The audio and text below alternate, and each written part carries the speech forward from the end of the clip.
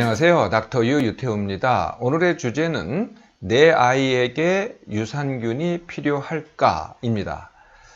요즘 많은 엄마들이요, 아이들한테 유산균을 이제 먹이더라고요. 자, 유산균에 대한 얘기는 메치니코프부터 시작됩니다. 메치니코프는 여러분들 이 광고에서 많이 들어보셨죠?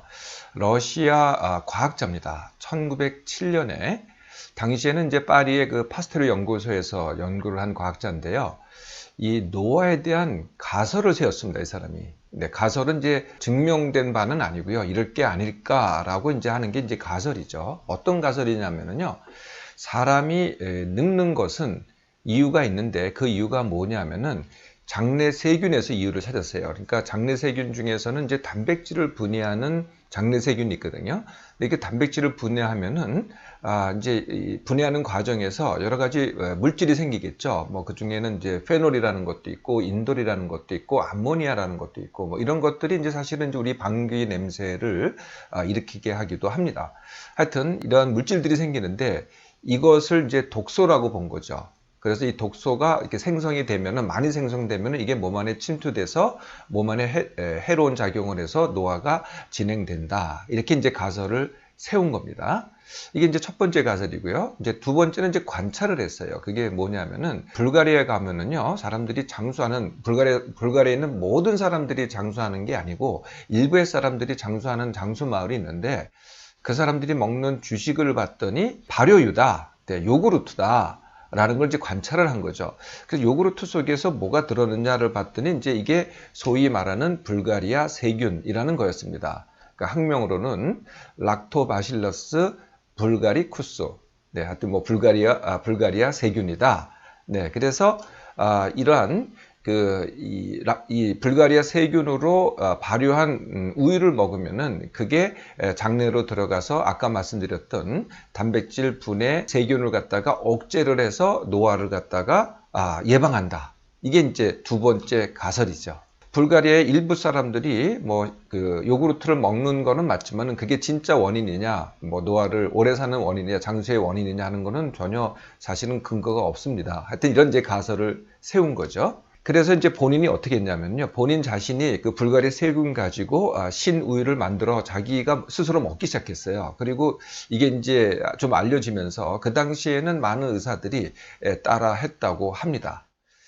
그런데요, 이게 이제 1907년에 이런 가설을 세웠는데 1920년에 다른 과학자들이 이 불가리아 세균에 대해서, 즉 락토바실러스 불가리쿠스에 대해서 연구를 했어요. 근데 이게 우유에서는 살아서 우유를 발효시켜서 요구르트를 만들어요. 그런데 사람의 장내에 들어가잖아요. 그러면은 살지를 못해요. 네, 그러니까 전혀 아니죠. 이게 들어가가지고 내 장내 세균에 다른 걸 갖다 억제한다 그랬는데 그게 전혀 성립하지 않는 겁니다. 이 독소에 대해서는요, 이제 메치니코프가 이제 이런 주장을 했는데요. 이 몸에 독소가 있다. 그 독소를 갖다가 이제 제거하든지 해야 된다라는 것은 이제 언뜻 생각하기에는 뭐 그럴듯한데요. 장내 독소가 노화의 원인이라든지 장내 독소가 모든 원인이라든지 하는 것은 사실은 전혀 근거가 없습니다. 그럼에도 불구하고 이렇게 단순하니까, 독소를 제거한다고 하니까 요즘도 이제 많은 사람들이 그거를 응용을 합니다. 그게 뭐냐면은 디톡스라는 거죠. 디톡스. 톡스가 이제 독소 아니겠어요? 그래서 디톡스 하면은 독소를 제거한다. 대개는 이제 장 청소를 얘기를 하는데요. 여러 가지 이제 식품도 되고 해서 이제 장애를 갖다가 싹 비워내게 하는 겁니다. 사실은 이제 대장 검사할 때도 장을 싹 비워내잖아요. 그거랑 사실 같은 겁니다. 네. 그런다고 독소가 없어지는 거는 전혀 아니죠. 네. 그럼에도 불구하고 이제 그거를 디톡스라고 이제 합니다. 그래서 지금도 이제 일부 사람들이 그걸 신봉하고 있죠. 이후로 이제 이 장내 세균에 대한 연구, 특히 이제 유산균에 대한 연구를 갖다가 계속 진행을 해서 이것을 이제 하나로 정립하는 데 이르렀어요. 용어를 정립하는데 그게 뭐냐면 바로 프로바이오틱입니다. 여러분, 항생제를 안티바이오틱이라고 하잖아요. 네, 그거에 이제 반대되는 말이죠. 프로바이오틱. 네, 이것도 이제 세균입니다. 세균을 포함한 미생물이죠.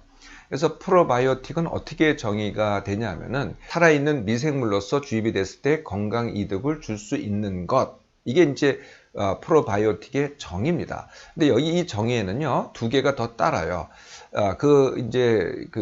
이 제한된 기전은 이런 거죠. 장내 세균을 갖다가 뭐 메치니코프가 얘기를 했듯이 그 유해한 균을 갖다가 유익균을 갖다가 대체한다. 이게 이제 제한된 기전인데 이것도 이제 사실 증명된 바는 없죠. 근데 더 중요한 그 조건이 있어요. 그게 뭐냐면은 첫째, 이게 과학적인 증거가 있어야 된다는 겁니다.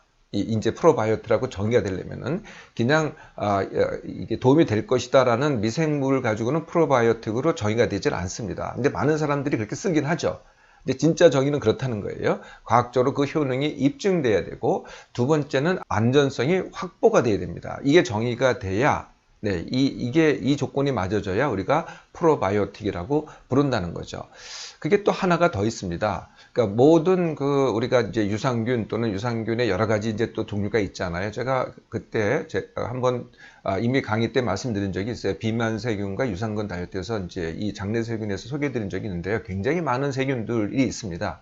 근데 그 세균마다 사실 역할이 다 다르거든요. 그래서 프로바이오틱으로 부르려면은 그 세균에 굉장히 어떤 한 세균이 그렇다라고 이제 이렇게 주장을 이렇게 연구를 해야 돼요.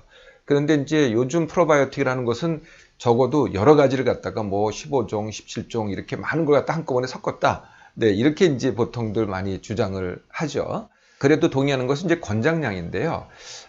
이 용량은 1g당, 그러니까 이제 어떤 상품이 있겠죠. 네, 이런 이제 프로바이오틱 상품이 있으면 1g당 그 속에 유산균 또는 주장하는 세균이 미생물이 한 1억 마리 이상은 있어야 된다.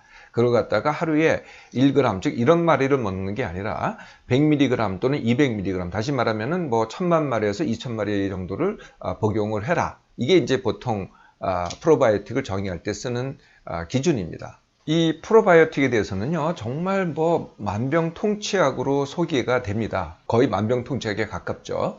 가장 많이 주장되는 게 첫 번째가 배변 원활이라는 겁니다. 그래서 뭐 변비에도 쓰고 또 설사에도 쓰고 배변을 갖다 원활하게 시킨다. 이게 이제 첫 번째고요.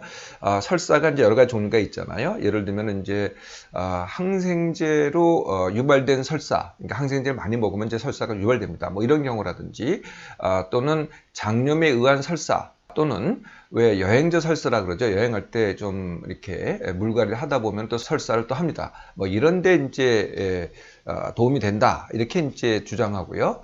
또 이게 이제 첫 번째가 이제 배변에 대한 거죠. 두 번째가 이제 면역력에 대한 겁니다. 그래서 면역력 하면은 감기겠죠. 감기에 덜 걸리게 한다. 그리고 뭐 장염도 덜 걸리게 한다. 바이러스성 대개 장염이 되겠죠. 그리고 이제 그 위에는 헬리코박터라고 살잖아요. 또 헬리코박터도 죽인다.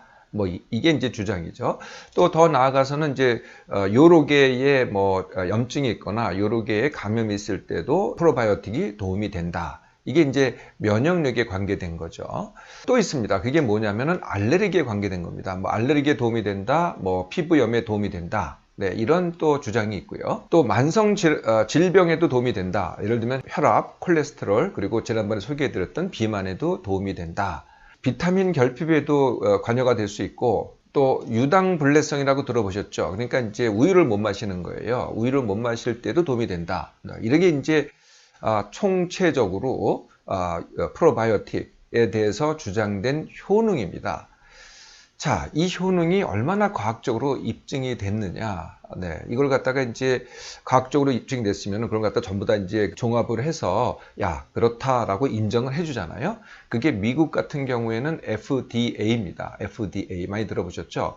그리고 유럽 같으면은요, European Food Safety Authority. 네, 이런 기구가 있습니다. 여기서도 FDA하고 똑같은 역할을 하는데요. 다 이제 제품을 만든 사람이 연구를 해서 그 과학적인 연구 결과를 가져오잖아요. 그럼 그걸 평가를 해서 심의를 합니다. 그래서 이게 과학적으로 타당하다. 그러면 인정을 해주는 거죠. FDA에서는요, 이제 우리나라 식약처에서 하듯이 이게 건강기능식품 인증을 하면 거기다 문구 같은 걸 갖다 새길 수 있잖아요. 그거까지도 그 FDA에서 담당을 합니다. 이 두 기관 어느 곳에도요, 어느 하나의 프로바이오틱도 그 효능을 인정한 바가 없습니다. 그러니까 가장 권위 있는 기관들이죠. 다 모든 걸 갖다가 검토를 해서, 그런데 어느 한 기관도 프로바이오틱의 효능을 인정한 적이 없다는 거죠. 더구나요, 미국에는 이제 프리 트레이드 커미션이라는 데가 있어요. 네, 그래서 공정거래위원회 같은 데죠. 공정거래위원회에서는요, 이 프로바이오틱을 만드는 회사 에다가 벌금을 내렸습니다. 네, 그러니까 그 미국 전체에서 프로바이오틱을 만드는 회사한테 벌금을 내려가지고 그 비용이 그 벌금 비용이요 무려 2,100만 불에 달한다는 거죠. 네, 이런 제 많은 벌금을 내는데 그 벌금을 내는 이유가 한마디로 이겁니다. 과장 광고하지 마라. 네, 그래서 많은 연구가 되고 있긴 하지만은 그 효능을 진짜 인정할 정도의 그 과학적인 증거는 아직도 입증된 바가 전혀 없다는 게 결론입니다. 연구 중에 하나가 이런 연구가 있겠죠. 그러니까 장내 세균의 변화거든요. 지난번에 제가 비만세균 얘기할 때요. 실제로 몸 안에 건강에 가장 확실한 게 뭐냐. 그것은 유익균, 유해균이 뭐 어떠냐, 비율이 어떠냐 이걸 따지는 게 아니고요. 과연 얼마나 다양한 세균이 내 몸 안에 있느냐. 사실은 이거거든요. 네. 근데 이런 거를 갖다가 실제로 연구해서 밝혀낸 게 그 프로바이오틱을 먹어서 정말 이게 좋은 방향으로 변했다라고 발표된 게 없다는 거죠. 더구나요, 이 프로바이오틱은 살아있는 미생물입니다. 살아있는 미생물이 몸 안에 들어갔을 때 이게 문제가 100% 없느냐, 이게 좀 위험할 수도 있는 거거든요. 만약에 내가 면역력이 떨어져 있다. 또 조사나 같으면 더 그렇지 않겠어요? 이럴 때는 살아있는 생균을 넣었을 때 이게 이제 어떻게 되겠어요? 그게 뭐 폐혈증이 될 수도 있고, 아까 살아있는 미생물 중에서는 예를 들면 그게 곰팡이일 수도 있어요. 그러면 이제 진균증, 진균 폐혈증이 되겠죠. 이런 병이 생길 수도 있는 거예요. 네. 지금 제가 두 가지 면역력이 떨어져 있는 경우를 말씀드렸는데, 그 외에도 예를 들면 판막 질환이 있다든지, 아니면은 이제 우리가 중환자실에 있을 때 중심정맥에 카테터라는 그런 기구를 삽입을 해요. 그러니까 여러 가지 수액을 넣거나 또는 영양 공급을 하기 위해서 이런 것을 착용하고 있을 때도 굉장히 면역력이 떨어지거든요. 이럴 때도 굉장히 위험한 일이 되는 거죠. 자, 장내 세균에 대해서 한번 다시 말씀드려 볼까요? 장내 세균은 사람의 세포수의 한 10배 정도 됩니다. 한 1000조 개가 장내 세균으로 있는데요. 그러니까 주로 이제 대장에 있는 거죠. 보통 한 사람마다 한 500종 정도가 있습니다. 한 500종 정도의 다른 세균들이 내 대장 속에 있는데요.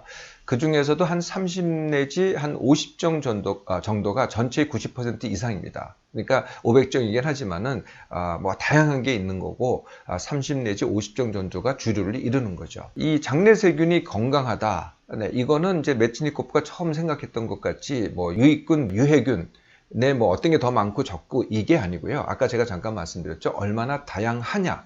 네, 이거에서 결정됩니다. 다양할수록 이건 확실합니다. 다양할수록 이 장내 세균은 더 건강하다. 내 몸에 더 유익하다. 이렇게 보면 되는 거죠. 우리나라에서요, 영아 소아들을 대상으로, 어린이들 대상으로요, 장내 세균 검사를 이제 하는 곳이 있더라고요. gut microbiome assay라고, GMA라고 합니다. 그래서 이제, 이 변을 받아서 이제 그거를 갖다가 보내면 이게 이제 DNA 검사를 하거든요. 그러니까 세균 자체를 갖다가 이렇게 배양하는 게 아니고요. 그걸 갖다가 다 나눠서 DNA를 갖다 추출합니다. 그래서 어떤 DNA가 제일 많으냐. 그러니까 세균마다 DNA가 서로 다르지 않겠어요? 네, 그래서 이제 어떤 세균이 있다라는 것을 하는데요. 세 가지 이제 세균에 대해서 검사를 합니다. 이게 하나가 이제 맨 처음에 메치니코프가 생각했던 클로스트리디아. 네, 이게 이제 유해균으로 하는 거고요. 두 가지는 이제 유익균을 합니다. 하나가 이제 락토바실러스, 다른 하나가 비피도박테리움입니다. 네, 이렇게 해가지고 각각이 유해균은 보통 사람들에 비해서 뭐 더 많냐 적냐, 또는 유익균은 아까 락토바실러스 또는 뭐 비피도박테리아가 보통 사람보다 많냐 적냐, 이게 이제 결과가 되는 거죠. 그래서 만약에 뭐 유해균이 많다 또는 유익균이 적다 그러면은 이제 제한은 다시 돌아가서 유산균입니다. 네, 우리가 먹는 유산균 이걸 갖다가 이제 더 복용을 하게 이렇게 제한을 하는 게 이제 장내 세균 검사입니다. 그런데 지금 제가 이미 말씀드렸지만은 클로스트리디아가 유해균이 아닙니다. 우리가 갖고 있는 아까 제가 500종이라 그랬잖아요. 500종의 장내 세균 중에 하나일 뿐이죠. 이게 어떤 게 유해균이고 어떤 게 뭐 유익균이다 이렇게 나누는 건 의미가 없다는 겁니다. 그거보다는 네, 전체적으로 이게 다양하다. 이게 더 건강을 얘기한다는 거거든요. 자, 이런 배경적인 이해를 가지고요. 다시 원래 질문을 해볼까요? 내 아이에게 유산균이 필요할까? 아이면은 이제 영아, 태어나자마자, 그 다음에 유아, 그 다음에 한 1세에서 2세, 그리고 이제 어린이 또는 소아 이렇게 나눌 수 있겠죠. 그래서 이제 되게 영아용, 유아용, 그 다음에 어린이용 이렇게 나눠서 이제 그 프로바이오틱이 출시가 되고 그걸 권장을 하더라고요. 그래서 먹이는 엄마들이 상당히 많은 것 같아요. 그래서 이제 먹이면 뭐가 좋냐? 아까 이제 제가 잠깐 말씀드렸는데요. 뭐 변비나 설사가 좋다. 이제 아이들이 이제 영아나 유아 시절에는요, 묽은 변을 이제 싸는 경우도 있고 녹색변이 되는 경우도 있어요. 이건 사실은 이상이 아니고 정상이거든요. 근데 이걸 이상으로 보고, 근데 이거를 갖다가 이런 이제 프로바이오틱을 먹이는 거죠. 그 외에도 뭐 감기를 예방한다든지 장염을 예방한다든지 이럴 때 사용하라고 권장을 합니다. 그리고 그런 게 아니면은요, 그냥 검사만 하는 거죠. 애는 건강한데 아까 장내세균 검사가 있잖아요. 그리고 거기서 이제 유익균이 늘었구나, 이제 유산균을 먹이면서 유익균이 늘었구나, 유해균이 줄었구나, 뭐 이걸 갖다가 이제 이 유산균을 먹이는 지표로 삼는 거죠. 네, 그걸 좋게 하기 위해서. 네, 그래서 이런 아이한테는 이제 뭐 유산균이 2배, 2종 이상 또는 뭐 이제 그 프로바이오틱, 즉 미생물이 먹는 그러한 이제 그 탄수화물이 있어요. 그걸 이제 프리바이오틱이라고 합니다. 이 프리바이오틱을 같이 섞었느냐, 뭐 이런 여부, 아니면은 이제 이거를 먹기 좋게 하기 위해서 이제 이게 미생물인데 그걸 갖다 둘러싸고 있는 또 다른 물질이 있거든요. 그걸 이제 부영제라고 합니다. 이걸 이제 화학적으로 만들었냐, 안 만들었냐, 뭐 이거 가지고 이게 좋은 아이들을 위한 프로바이오틱이다 아니다, 뭐 이런 이제 선정 기준을 얘기하는데요. 그게 중요한 게 아니라요. 그래, 제가 이 말씀드렸지만 이렇게 주장은 있는데 그거에 대한 과학적 근거는 정말 없다는 겁니다. 그런데 이제 여러 엄마들이 애가 프로바이오틱을 먹고 좋아졌다 이렇게 이제 얘기하시는 분들이 있기는 해요. 근데 그것은 아기가 더 건강해졌다기보다는 그게 뭐 만약에 프로바이오틱이 효과가 있다면 프로바이오틱을 먹는 동안만 그런 거죠. 프로바이오틱의 효과라고 할 수가 있는 거죠. 네, 그러니까 더 큰 거는요, 애가 스스로 면역력을 높이고 애가 스스로 장의 기능을 갖다 더 강화시키고 이게 더 좋은 방법 아니겠어요? 네, 그 방법은 제가 이 닥터유가요 늘 훈련으로 말씀드린 게 있습니다. 훈련이 뭐냐 하면은 스스로 겪기죠. 네, 감기도 스스로 겪게 하고요, 묽은 변을 싸도 스스로 겪게 하고, 절대 대신 아파주지 말고요, 또 변비가 있더라도 스스로 그걸 갖다가 배변 훈련이 있죠. 제가 아이들 배변 훈련, 뭐 기본적으로는 아이들 스스로 하게 하라. 네, 참는 것도 아니고 그렇다고 힘주는 것도 아니고, 네, 이렇게 하라는 거죠. 스스로 겪게 하는 게 면역력을 높이고, 그리고 내 아이의 기능을 갖다 더 강화시키는 방법이죠. 식습관은요, 이 엄마들이 주로 하는 식습관은 뭐를 먹지 마라에 주로 집중되어 있는 것 같아요. 네, 근데 정말 그렇게 할 이유가 하나도 없는 거거든요. 이 잠을 가르치는 거 하고요, 이 먹는 걸 가르치는 게 정말 이게 좀 잘못된 것 같아요. 일찍 자라, 이거 정말 잘못된 겁니다. 그거보다는 같은 시간에 일어나라, 이 똑같은 거고요. 먹는 것은 다른 종류가 아니고요, 시간만 지키면 됩니다. 네, 항상 같은 시간에 먹게 해라. 그리고 같은 시간에 먹게 하는 것이 가장 중요한 주식이고요, 나머지 시간에 먹는 게 간식이라는 거죠. 네, 그래서 주식은 어떤 방법이든지 꼭 먹게 하면은요, 간식은 저절로 줄어듭니다. 그런데 간식을 안 먹게 하려고 그러잖아요. 이거는 잘 안 돼요. 아까 일찍 자라 그런다고 일찍 일어나지 않는 것과 똑같습니다. 그러니까 간식을 안 먹게 하는 게 중요한 게 아니라 주식을 시간 맞춰서 꼭꼭 잘 먹게 하는 방법을 해보시라는 거죠. 네, 이것만 아이한테 가르치잖아요. 네, 그러면 정말 프로바이오틱 필요 없습니다. 뭐 영양제도 필요 없고요. 아이가 필요한 것은 자기 스스로 알아서 다 섭취를 합니다. 혹시 내 아이에게 유산균뿐만이 아니라 약도 먹이고, 뭐 몸에 좋다는, 장에 좋다는 약도 먹이고, 혹시 한약도 먹이세요? 네, 그것보다는요, 약, 한약, 유산균 등의 건강기능식품에 의존케 하는 것보다는요, 스스로 면역력을 기르고 스스로 더 기능을 갖다가 어떤 기능이든지 간에 더 강화시키는 능력을 길러주는 것이요, 사실은 훨씬 더 좋은 방법입니다.